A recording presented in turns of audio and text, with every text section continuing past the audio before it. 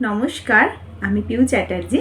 আমার মেয়ে সম্প্রীতি চ্যাটার্জি। আমরা আপনাদের সামনে একটা আবৃত্তি পাঠ করে শোনাচ্ছি। আশা করছি আপনাদের সবার খুব ভালো লাগবে। কবি গৌরাঙ্গ ভৌমিকের লেখা কবিতা বানানো ভূতের গল্প।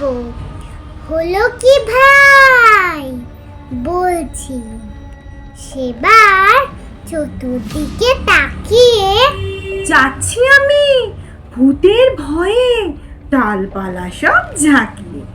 সন্ধি তখন পেরিয়ে গেছে, বাকি এক ক্রস রাস্তা। ভূতেরা সব করতে বেরোয় সেই সময়েই নাস্তা। রাম রাম রাম বলতে বলতে পেরিয়ে তেঁতুল তলা। হঠাৎ দেখি তিনখানা ভূত বাড়িয়ে আছে গলা। হয় আমার পা ঠক ঠক, একটু নেই হুঁশ, চেঁচিয়ে বলে তিনখানা ভূত। আরে মানুষ মানুষ! আমি তাদের তাড়া করলুম পুষ্টি ফিরে পেয়ে।